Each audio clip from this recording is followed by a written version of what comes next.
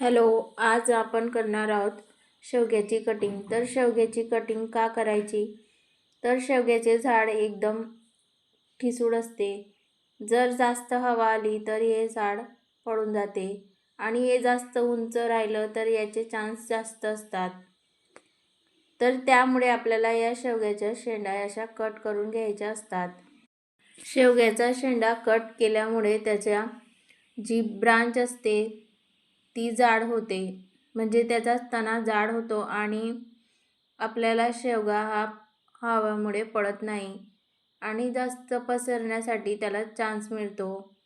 आणि दुसरी गोष्ट म्हणजे त्याचे जे काही पानं आपण हार्वेस्टिंग करणार आहोत तर हे आपण किचनमध्ये यूज करू शकतो. पराठे बनवण्यासाठी किंवा सुकी चटणीसुद्धा आपल्याला याची बनवता येते.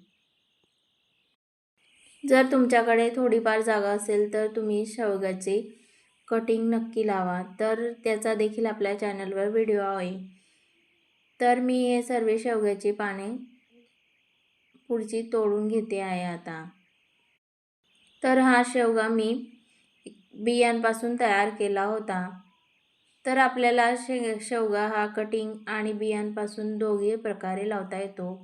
तर बघा, आज मला शेवग्याची एवढी पाने मिळाली आणि दुसरी गोष्ट म्हणजे आपल्याला या शेवग्याला भरपूर असे फुटवे येतील आणि आपल्याला शेंगा देखील शेवग्याच्या भरपूर मिळतील.